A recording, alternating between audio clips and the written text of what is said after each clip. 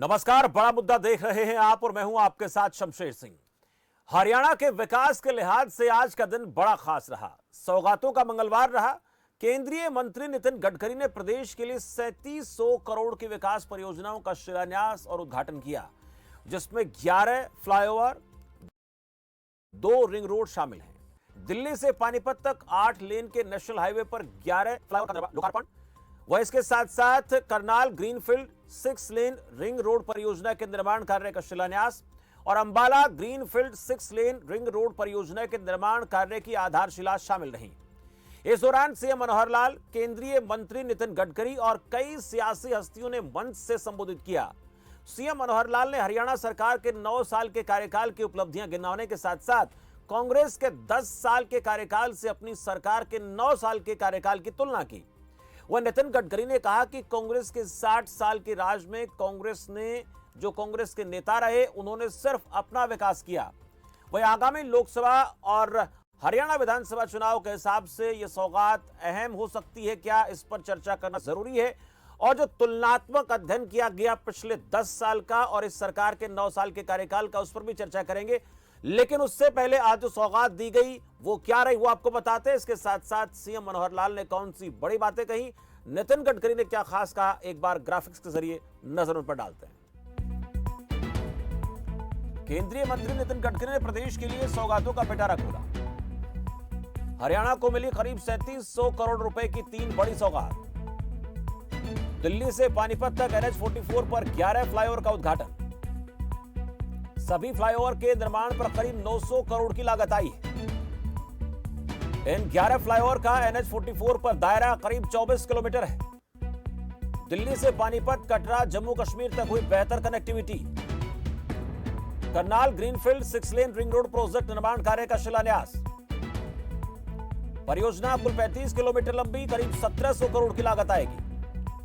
Ambala greenfield 6 लेन ring road के निर्माण कार्य की आधारशिला। परियोजना की कुल लंबाई 23 किलोमीटर, कुल लागत 1100 करोड़ रुपए आएगी। केंद्रीय मंत्री नितिन गडकरी की तरफ से ये तमाम सौगात हरियाणा प्रदेश को दी गई।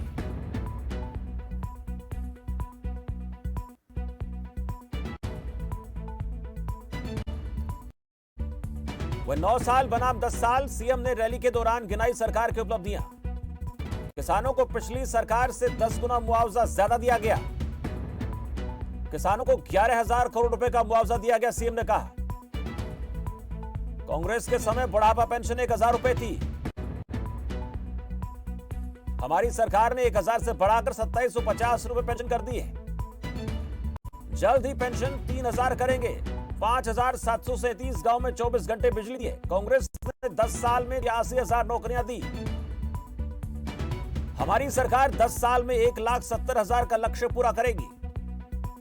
रैली के दौरान केंद्रीय मंत्री नितिन गडकरी ने भी संबोधित किया। हरियाणा में भी अमेरिका जैसे हाईवे होंगे, नितिन गडकरी ने कहा। हरियाणा में आरओबी, आरयूबी के लिए 300 करोड़ मंजूर किए गए। कांग्रेस ने 60 साल के कार्यकाल में देश को गुमराह किया। कांग्रेस राज में सिर्फ कांग्रेस नेताओं की गरीबी दूर हुई, यह आरोप लगाया नितिन गडकरी ने। कांग्रेस के 60 साल पर मोदी जी के 10 साल भारी पड़े हैं। तो ये कुछ बड़ी बातें थी आज के इन कार्यक्रमों के दौरान, रैलियों के दौरान सामने आई हैं, उनको आपके पास तक पहुंचाया ग्राफिक्स के जरिए और आज इन्हीं पर चर्चा करने वाले हैं।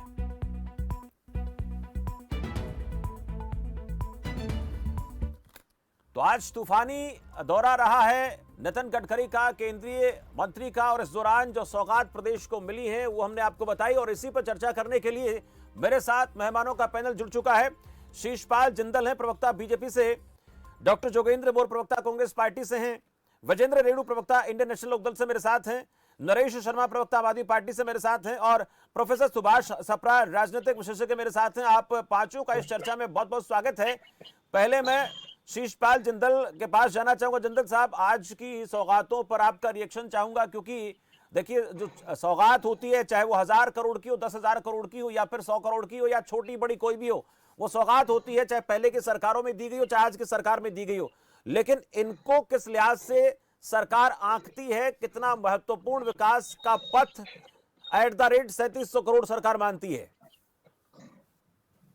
शमशेर जी, जो ये सौगातों का सिलसिला है वो हमने अभी शुरू नहीं किया। जब से मोदी जी ने केंद्र में सत्ता संभाली है, राज संभाला है, तभी से सौगातों का सिलसिला पूरे देश भर में स्टार्ट हो गया था। और ये तो एक अभी जो देख रहे हो, आप इसको चुनावी मत जोड़िए, ये हमारा निरंतर प्रयास रहेगा। नितिन गडकरी जी जो हमारे केंद्रीय परिवहन मंत्री हैं, उन्होंने साफ शब्दों में कहा है कि अगले साल के अंत तक हम 2 लाख करोड़ तक के काम पूरे करेंगे और हरियाणा के अंदर आपको अमेरिका जैसे हाईवे नजर आएंगे। हमारा सिलसिला जारी रहेगा। जी जी ठीक है, ये सिलसिला जारी रहेगा और आगामी समय में 2 लाख करोड़ की ऐसी परियोजनाएं मिलेंगी, अमेरिका जैसी सड़कें बनेंगी, ये दावा किया जा रहा है। अब इसको लेकर मोर साहब से जान लेते हैं। डॉक्टर जोगिंदर मोर, आपने देखा सुना और जो इस वक्त दावा किया जा रहा है कि प्रदेश में विकास जो है जब से मोदी जी की सरकार बनी है तब से सिलसिला जारी है, लेकिन चुनाव से जोड़ना नहीं चाहिए, शिषपाल जी की बात है। लेकिन महत्वपूर्ण ये भी है कि जब भी कोई चुनाव आता है तो चर्चा विकास के कामकाज की होती है। मंच के जरिए सीएम की तरफ से कहा गया कि हमने बेहतर काम किए पिछली सरकार के मुकाबले, तो इसको चुनाव से जोड़ना मुझे लगता नहीं गलत होगा। मोर साहब,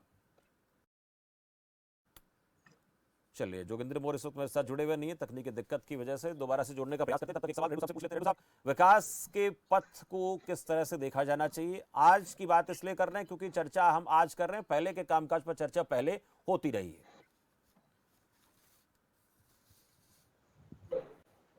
हमारे परिवहन मंत्री हैं गडकरी जी के द्वारा उन्होंने घोषणाएं की, और घोषणाएं करना से कोई ये नहीं कि भाई ये हो ही जाएगा।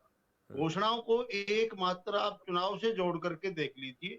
जब भी चुनाव आते हैं बड़ी बड़ी घोषणाएं की जाती है। 3700 करोड़ रुपए की आज घोषणा जो की गई है, उनमें से काम हो कितना चुका है उसको जरा एक बार निकाल करके आप देखिए, और फिर देखिए कि आज तक 9 साल में इन्होंने क्या किया। दूसरी बात यह है, नितिन गडकरी जी केंद्रीय मंत्री हैं, आप हरियाणा सरकार ने हरियाणा में क्या किया उसका प्रमाण और उसका सर्टिफिकेट आपके सामने ये बतलाता है कि जो नितिन गडकरी जी की रैली में लोगों की हाजिरी थी, चाहे अमित शाह की रैली में हाजिरी थी सिरसा में, वहां केवल कर्मचारियों को बिठा करके कुर्सियों का भरने का काम किया जाता है और अमित शाह जी को वहां पर काले झंडे दिखाए जाते हैं। उनका हर वर्ग उनका विरोध करता है। ये सरकार ने अपनी काम गिनाने चाहिए, केंद्रीय नहीं गिनाने चाहिए। और ये काम ये गिनाए, जनता ने गिना दिए जो काले झंडों से विरोध किया गया। यानी आज प्रदेश में इस सरकार को कोई पसंद नहीं करता है और कोई इन्होंने विकास का कार्य नहीं किया। शमशेर सिंह जी, ये ठीक है, भाषण वीर हैं, ये भाषण में जुमलों में ये पक्के वीर बने हुए हैं, हकीकत में ग्राउंड के ऊपर कुछ नहीं। देखिए हरियाणा प्रदेश में ये रोड बना देंगे, कोई ऐसी फैक्ट्री की घोषणा की जानी चाहिए थी जिसमें हजारों लोगों को रोजगार मिलता। कोई रोजगार के बारे में प्लान प्रोजेक्ट लेकर के आना था। जो आज हरियाणा प्रदेश बेरोजगारी के मामले में पूरे हिंदुस्तान में नंबर 1 पर है। हमें उम्मीद थी कि अमित शाह जी भी आ रहे हैं, गडकरी जी भी आ रहे हैं, अभी राजनाथ जी भी आएंगे, नड्डा जी भी आएंगे। अरे भाई, हरियाणा प्रदेश बेरोजगारी में पूरे हिंदुस्तान में नंबर 1 पर है, उसके लिए भी तो कुछ लेकर के आओ।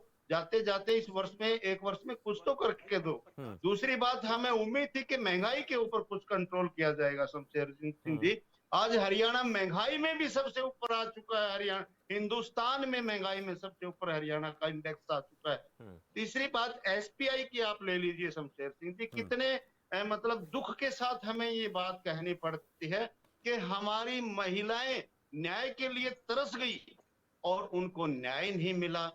तो इस तरह की बातों की हमें उम्मीद थी कुछ आएंगे, कुछ कह करके जाएंगे, लेकिन ऐसा इन्होंने ये कुछ आप नहीं लोगों किया। को इसमें हरियाणा कुछ नजर नहीं आया। प्रदेश ठीक है, हरियाणा प्रदेश में इंडियन नेशनल लोकदल पार्टी की जो परिवर्तन यात्रा निकली हुई है, इसके भय के कारण ये इस तरह की रैलियां इन्होंने रखे हैं। इनको डर है कि अब इंडियन नेशनल लोकदल पार्टी अपना प्रभाव बना रही है लोगों में, इसलिए सभी केंद्रीय मंत्रियों को लेकर के। चलिए, ये इंडियन नेशनल लोकदल को लगता है कि कोई काम हुआ नहीं है और ये इनका दावा है कि जो परिवर्तन यात्रा चल रही है उसी का भय नजर आता है। इसको लेकर सप्रा साहब के पास चलेंगे, लेकिन उससे पहले नरेश शर्मा मेरे साथ हैं, आम आदमी पार्टी प्रवक्ता है, उनसे भी जरा जान लेते हैं। नरेश जी, क्या लगता है जो विकास के कामकाज को लेकर सरकार बातें करती है, नेशनल हाईवे, स्टेट हाईवेज बनाने का दावा किया जाता है, उसको कांग्रेस के साथ जोड़कर देखा जाता है, तुलना की जाती है, उस तुलनात्मक लिहाज से देखें तो इनको कहां आप आंकते हैं, आज के कामकाज को कितना देखते हैं? शमशेर जी, मेरी आवाज आ रही है? सुन पा रहा हूं सर। जी, देखिए, आप देखेंगे कि अगर विकास की बात शमशेर जी हम करते हैं तो यूपीए सरकार द्वारा मंजूर शुदा गोहाना जींद के बीच स्थापित होने वाली रेल कोच फैक्ट्री थी जो वो बनारस क्यों चली गई? हुड्डा सरकार के दौरान गुड़गांव के लिए मंजूर किया गया राष्ट्रीय सुरक्षा विश्वविद्यालय गुजरात कैसे चला गया?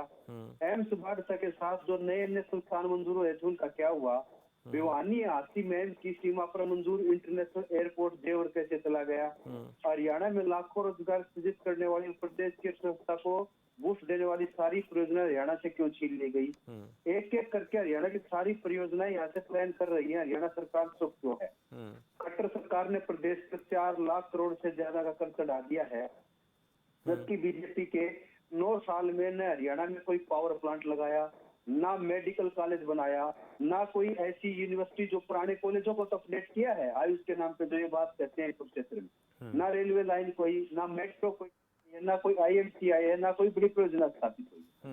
जबकि हुड्डा सरकार के दौरान पंचकुला में national institute of technology, Kaushalya dam, Yamunanagar में दीन छोटूराम थर्मल प्लांट, कुरुक्षेत्र में national institute of design, Karnal में कल्पना चावला मेडिकल कॉलेज, सोनीपत में Bhagat Singh university for women, medical college, IIT extension, IIT national institute of food technology, Rajiv Gandhi education city, national university, IMT, TR university of science and technology, Rohtak में Indian institute of management विजुअलेट of farming arts university, footwear design and development institute, hotel management institute Jhajjar में all India institute of medical science, national cancer institute Jind में Chaudhary Ranveer university, Bhiwani में Chaudhary गुरुशिलाल university, Sirsa में चौधरी देवलाल के नाम पर बने 2 कमरों को पूरी तरह यूनिवर्सिटी बनाया, फतेहाबाद में न्यूक्लियर पावर प्लांट लगाया।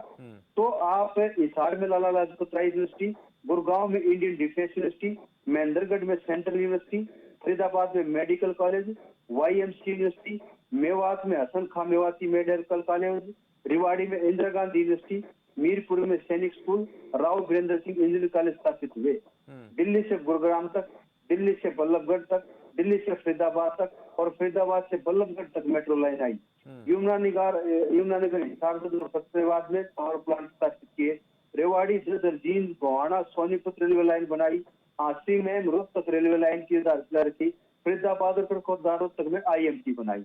तो अगर कांग्रेस में आप देखेंगे तो बहुत ही लंबी फहरिस्त है विकास की आप देखेंगे, और इतने भी जितने जो रोडों की बात कर रहे हैं, नेशनल हाईवेज को जो आप विजेंद्र रेड्डी जो बात कर रहे थे कि राष्ट्रीय परियोजनाओं को छोड़कर NHI के काम को छोड़कर हरियाणा के अंदर जो सड़कों की दुर्गति बनी हुई है, हरियाणा के अंदर जो हालात है वो आप एक बार देख लीजिए, मीडिया के अंदर देखिए कि बीच में जो इवन सड़कों की क्या हालत है और शहरों के अंदर क्या स्थिति है। तो ये सारी की सारी जो विकास की बात करते हैं इनके दायरे खोखले हैं, और आप देखेंगे कि ये सारी की सारी परियोजनाएं जो पहले आप अमित शाह जी ने कल की रैली में आप देखेंगे चारों की चारों परियोजनाएं वो गिनवा दी जो कांग्रेस के राज में थी। तो ये सब घोषणाओं की सरकार है, इनका विकास से कोई लेना देना नहीं। ठीक है, आपने प्रवक्ता नरेश जी, आप आम आदमी पार्टी के हैं, लेकिन योजनाओं का जिक्र आपने कांग्रेस पार्टी का किया है कि कांग्रेस के कार्यकाल में इतने विकास हुए हैं, तो ये आप मानते हैं? मैं जोगेंद्र मोर बोल रहा हूँ शमशेर जी। अरे मोर साहब, प्रवक्ता नरेश जी की मुझे आवाज आ रही थी इसलिए मैं बोल पा रहा था, मुझे लग रहा था कि नरेश जी बोल रहे हैं, और मैंने सवाल मैं जोगेंद्र मोर बोल रहा था। मैं सवाल कर रहा था नरेश जी से। चलिए कोई नहीं, आपने ये तमाम बातें गिनाई, ठीक है मोर साहब, आपने पूरा एक खाका पेश कर दिया। इसलिए मुझे भ्रम हुआ क्योंकि आवाज जो आ रही थी वो नरेश जी की आ रही थी, सामने उनका हाँ ठीक है, माफ कीजिए, ठीक है, मोर साहब कांग्रेस पार्टी का पक्ष रख रहे थे। जोगेंद्र मोर कांग्रेस प्रवक्ता। ठीक है, जोगेंद्र मोर जी ने बातें रखी, लेकिन सवाल मेरा नरेश जी था। ठीक है नरेश जी, सवाल मैं आपसे करना चाहता, जोगेंद्र जी ने बातें रख दी हैं, आम आदमी पार्टी क्या कहती है? मोर साहब ने तो पूरा अपना अलग अलग क्षेत्रों का, अलग अलग जगहों का खाका रखा है, तमाम विकास के कामकाज गिनाए हैं। बीजेपी की तरफ से जो अमित शाह की रैली में घोषणाएं हुई उनको लेकर भी अपनी पार्टी के साथ जोड़ा कि देखिए हमने ऐलान 4 योजनाओं का हमने किया था, लेकिन उसका क्रेडिट लेना चाहती है बीजेपी। नरेश जी को क्या लगता है? आप मेरे को सुन पा रहे हैं? आवाज आ रही है? जी अब सुन पा रहा हूँ। हाँ, तो काफी पहले भी मैंने ही बोला था, लेकिन चलो आपको दोबारा से तभी मुझे लगा कि आवाज आपकी आई थी, बोलना आपने शुरू किया था। मौर्य साहब जो है इस वक्त मेरे साथ फोन लाइन पर हैं, ये भ्रम हुआ था। हाँ ठीक है, अब मैं शुरू करता हूँ। मैं जी। शमशेर जी, सबसे पहली बात तो आपको पता है कि 3 साल में एनएचआई के अंदर जो है 1.4 लाख करोड़ रुपए जो है आपका जो रेवेन्यू जनरेट हुआ एनएचआई जो रोड हमारा जो टोल टैक्सेस की वजह से, और जो 10 से 15% जो हाइक आप हर साल करते हो उसके ऊपर रेवेन्यू जो है ना हर साल आपका डबल से ट्रिपल हो जा रहा है। आपने देखा 2020 में आपके टोटल 566 जो टोल टैक्स थे वो बढ़ के आज कम से कम हमारे 700 प्लस हो चुके हैं, और 2019 से 20 तक जो था हमारा 26,861 करोड़ रुपए का टर्नओवर जो सरकार को हुआ। बेसिकली ये जो बोलते हैं ना, खोखले दावे करते हैं कि हमने बहुत बड़ा बड़ा इंफ्रा रोड के लिए तैयार कर दिया, वो बेसिकली आप जनता से लूट के पैसा कर रहे हैं। बेसिकली आप, मैं ये लूट क्यों कहना चाहूंगा, आपने देखा कि टोल के रूप में बहुत बड़ा लूट हो रही है। आप ये देखिए कि एक टोल के ऊपर चलते हैं आप, तो पहले कहा गया कि 1 रुपए से पर किलोमीटर जो है टोल कम रहेगा, लेकिन कई जगह वो जो है ना ट्रिपल हो जा रहा है। आपने देखा इन्होंने मुंबई, दिल्ली से मुंबई वडोदरा जो है हाईवे बनाया, उसके ऊपर जो है 2,500 से 3,000 रुपए सिर्फ टोल टैक्स है। टोटल उसकी जो डिस्टेंस कितना है आपने देखोगे वो 2,000 भी प्लस नहीं पहुंचता मुंबई तक जो है, लेकिन उससे ज्यादा तो अगर कोई 4,000 रुपए में तो एक दिन के अंदर फ्लाइट से जाएगा और वापस आ जाएगा। लेकिन ये पब्लिक ने लूट मचा रखी है, आपने देखा। और फिर ये बोलते हैं कि हमने जो है फास्टैग लगा दिया, फास्टैग लगाने के बाद भी देखोगे आधे आधे घंटे लोगों को वेट करना पड़ता है। जब आप टेक्नोलॉजी लेके आ रहे हो तो आपको वेट क्यों करना पड़ रहा है?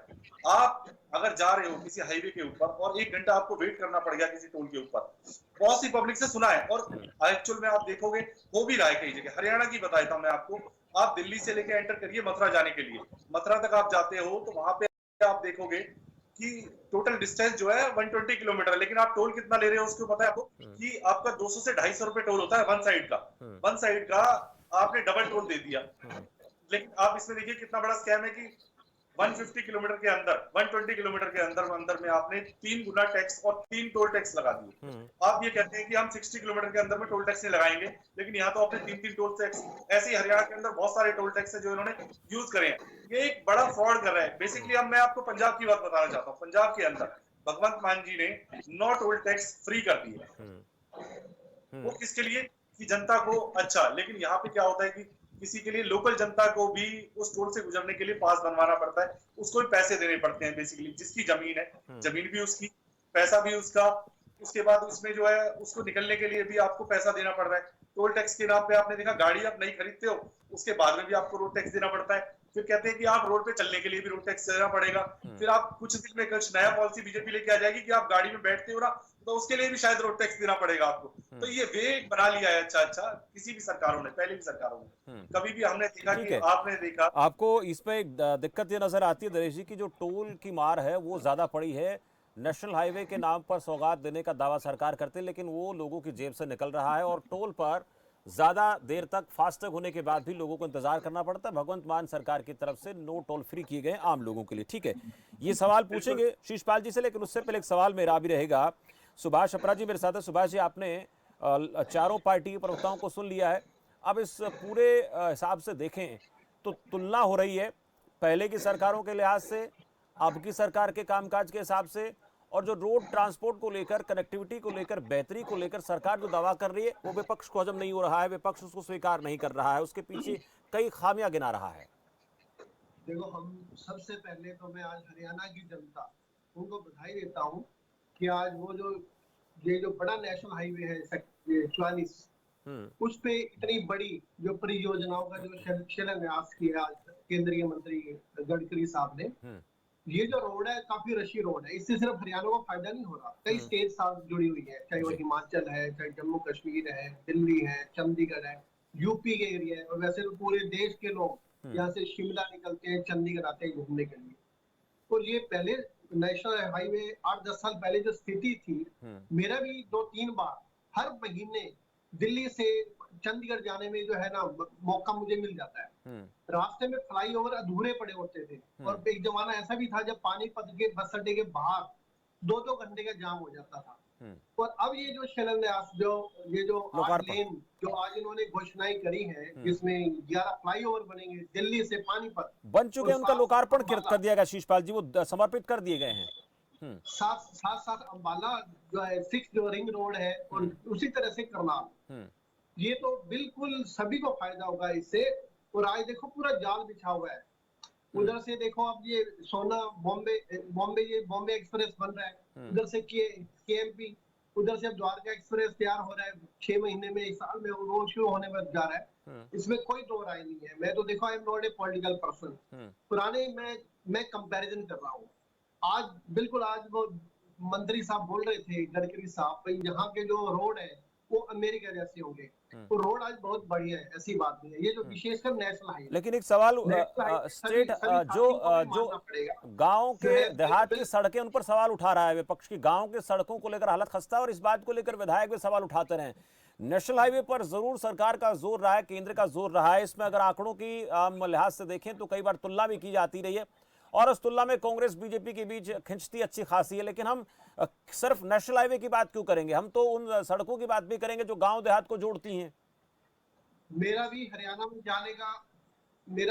में घूमने का बहुत मौका मिलता है, चाहे वो सिरसा है, चाहे उधर अम्बाला है, चाहे इधर महेंद्रगढ़ है, नागौर। अब ये देखो, आप यहाँ से आप रेवाड़ी से आप महेंद्रगढ़ चले जाओ, उधर जो है ना राजस्थान आप निकल जाइए वाया नारनौल, चकाचौंध रोड बन रहा है। मतलब मैं बता रहा हूँ, रेवाड़ी से महेंद्रगढ़ वाया ये जो नारनौल और ये राजस्थान आप झुंझुनू निकलता है रोड, इतना बढ़िया रोड बन चुका है। अब अभी जो गडकरी साहब बता रहे थे, अम्बाला से कोटपुतली, उसमें दादरी भी आएगा, जींद भी आएगा, कैथल भी आएगा, कितना ये जो सारा हाईवे है उसमें पूरा योजनाएं तैयार हो रही है, पूरा हो चुका है। और ये छोटी बात नहीं है, 100 पर काम चल रहा है। मैं तो बिल्कुल धन्यवाद दूंगा, बधाई दूंगा भाई सरकार। अब छोटा सा सवाल इस पे कर लेते हो सप्रा साहब, जो स्टेट हाईवेज की बात हो रही है, इसके साथ साथ जो गांव देहात को जोड़ने वाली सड़कें हैं, वहां पर जरूर सरकार घिरती दिखती है। नेशनल हाईवे पर बीजेपी का जोर शुरू से रहा, जब चाहे पहले सरकार अटल बिहारी वाजपेयी की बात करें तब सरकार है, लेकिन स्टेट हाईवेज के मामले में या फिर जो गांव देहात को शहरों को जोड़ने वाली सड़कें, वहां पर कहीं ना कहीं कांग्रेस जब तुलना करते हैं तो वो कहीं ना कहीं बीजेपी को घेरना शुरू कर देती है। तो वहां पर भी ध्यान देने की जरूरत नजर आती है। अगर वो कनेक्टिविटी अच्छी नहीं होगी तो फिर नेशनल हाईवे को लेकर जो गांव देहात के लोग हैं, गरीब ग्रामीण अंचल के लोग हैं, वो सवाल खड़ा करेंगे। बड़े पूंजीपतियों के लिए उनके ट्रांसपोर्ट के लिहाज से ठीक है, रोजगार के लिहाज से देखें तो इसका दूरगामी परिणाम नजर आता है, लेकिन वहां पर कितना काम हुआ है। और जो बात आम आदमी पार्टी कर रही है कि टोल का जो बोझ है वो देखो कितना हो गया है। गांवों में भी मैं पुरानी सरकारों की तुलना कर रहा हूँ, मतलब है ना, ये बहुत बढ़िया काम हुआ है। किसी भी गांव में ले लीजिए, है जो रिमोट एरिया है, बसें भी अच्छी चलती हैं, कोई समस्या नहीं है। गाड़ियां, और आजकल तो हर घर में 2-2 4-4 गाड़ी है। यहाँ पे ट्रांसपोर्टेशन बहुत बढ़िया है, कोई कमी नहीं है। हर 10 मिनट में, 5 मिनट में गाड़ियां मिल जाती हैं। और छोटे छोटे एरिया में बच्चे स्कूलों में जा रहे हैं, कॉलेजों में जा रहे हैं, they are doing their best, ऐसी कोई प्रॉब्लम है नहीं। ठीक है, और वैसे तो अच्छी बात है, पॉलिटिकल पार्टी विपक्ष मुद्दा उठा रहा है तो सरकार को और भी ध्यान देना चाहिए। ठीक है, विपक्ष की बातों पे की तरफ भी ध्यान दिया जाना चाहिए। शीशपाल जी के पास चलता हूँ। ठीक है सुभाष जी, शीशपाल जी से जरा पूछ लेते हैं। शीशपाल जी, जो दावे आप कर रहे हैं उसको लेकर कांग्रेस पार्टी की तरफ से कितने सारे कामकाज गिनाए गए कि तुलनात्मक अध्ययन करें तो तुलना फिर यहां से कीजिए।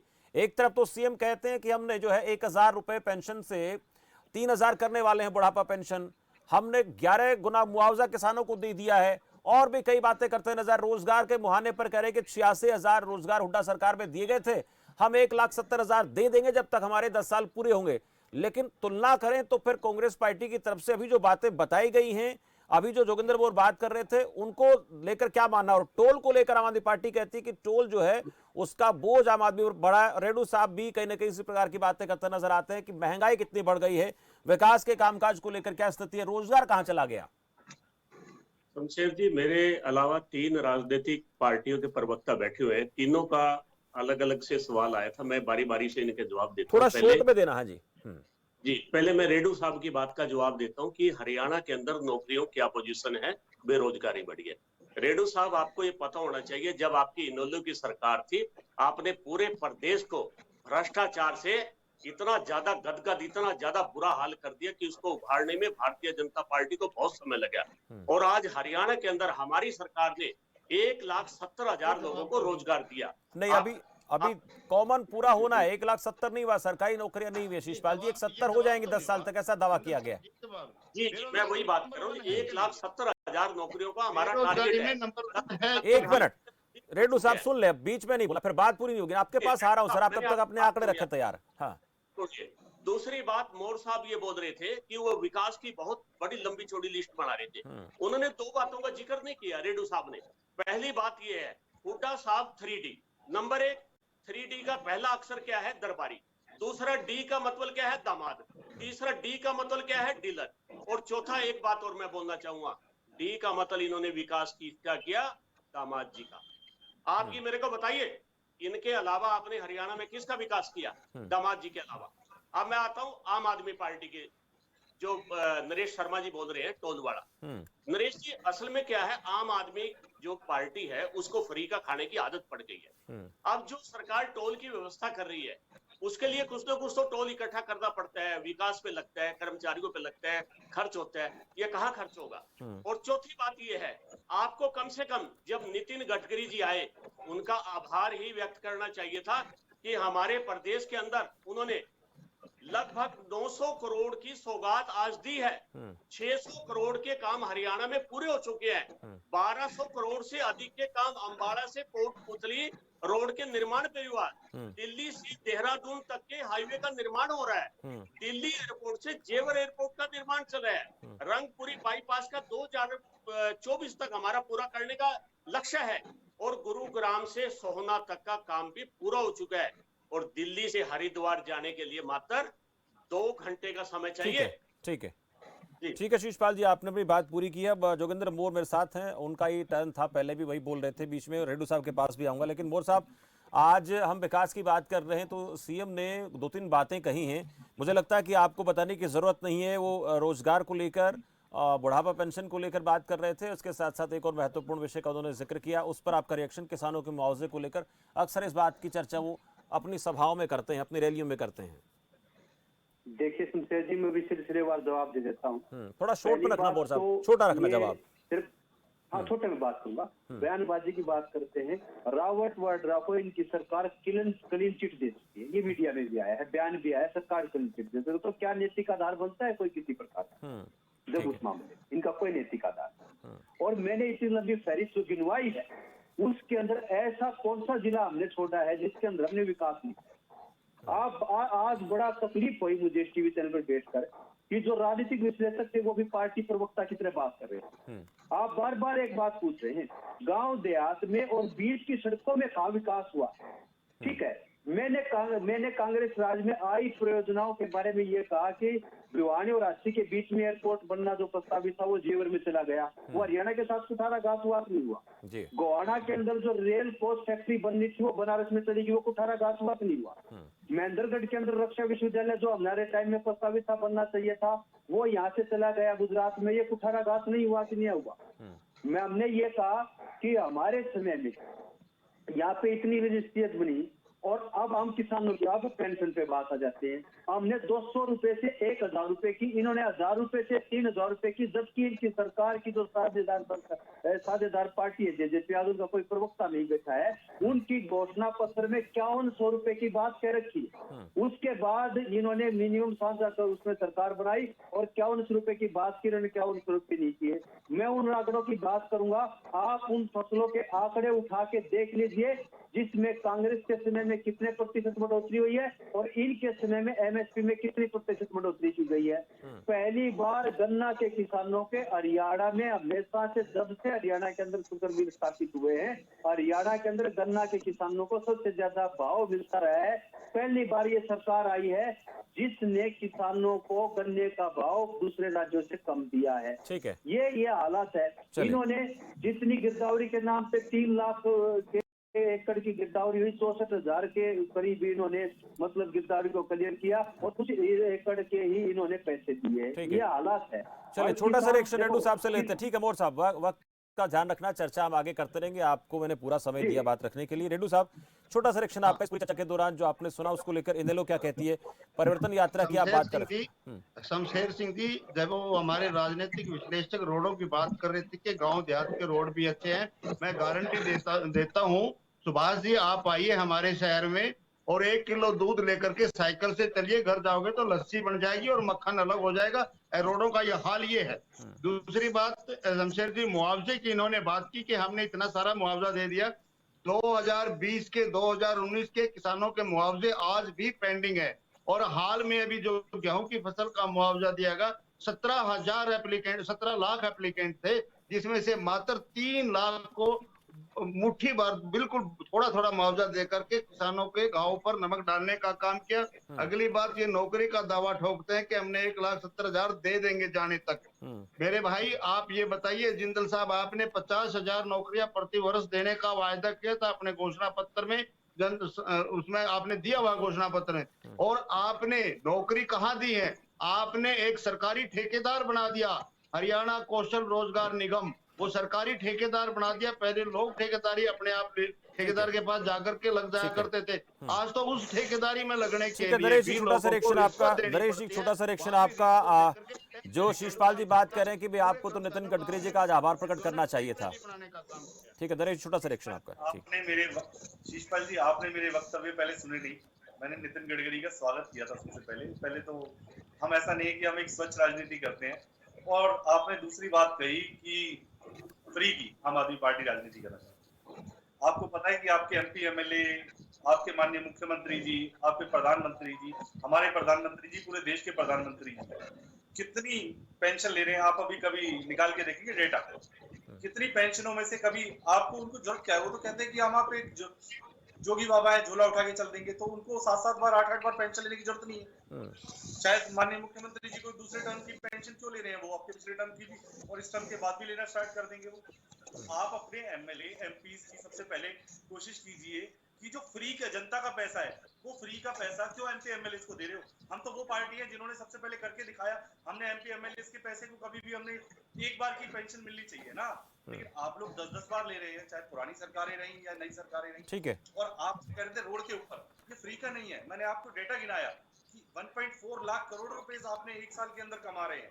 वो किसका? जनता का पैसा है। जनता को पैसे के लिए अगर हम फ्री किसी को दे रहे हैं रोड टैक्स के लिए, ठीक है, डबल रोड टैक्स ले रहे चलिए शीशपाल जी रोकना चाहूंगा चर्चा हम आगे भी इस प्रकार के मसलों पर करते रहेंगे। और जैसे हम बात कर रहे थे चुनावी मसलों को लेकर, देखिए जैसे जैसे चुनाव नजदीक आएगा पॉलिटिकल पार्टियों का रिएक्शन बिल्कुल खुलकर सामने आएगा।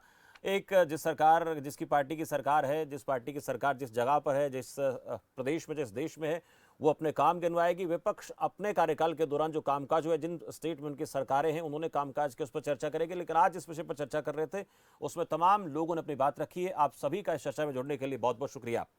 तो प्रदेश को सौगात देने की बात हो रही है, 3700 करोड़ के आसपास की सौगात आज हरियाणा प्रदेश को मिली है। लेकिन इस सौगात को देखें तो कांग्रेस को ऐसा लगता है कि जो कामकाज हमने किए थे, अगर तुलना करनी है तो फिर उसको लेकर जोगिंदर मोर ने तमाम वो बातें गिनाई, एक एक करके पॉइंट रखे कि उनसे तुलना कर लीजिए। वह सड़कों के लिहाज से बात करें तो सड़कों का जो नेशनल हाईवे का जाल है वो जरूर इस सरकार में बिछा है, लेकिन गांव देहात की सड़कों को लेकर सवाल कई बार उठ जाता है। इनेलो को ऐसा लगता है कि प्रदेश में रोजगार के नाम पर सरकार दावा जो करती है उसके बिल्कुल इतर है, बेरोजगारी बढ़ गई है। और दूसरी तरफ आम आदमी पार्टी कहती है कि ये जो तमाम विकास की बातें होती हैं, विकास के दावे होते हैं, इन दावों की हकीकत देखें तो वहां पर महंगाई का बोझ, टोल का बोझ बढ़ गया, उस पर सरकार को ध्यान देने की जरूरत है। लेकिन इतना जरूर कह सकते हैं कि सड़कें बनती हैं, रोड बनते हैं, नेशनल हाईवे बनते हैं, स्टेट हाईवे बनते हैं, या गांव देहात की सड़कें बनती हैं, वो विकास का पहिया तेजी के साथ घूमता है, उससे इनकार नहीं किया जा सकता। फिलहाल इस चर्चा में इतना ही। आप देखते रहें खबर फास्ट। नमस्कार।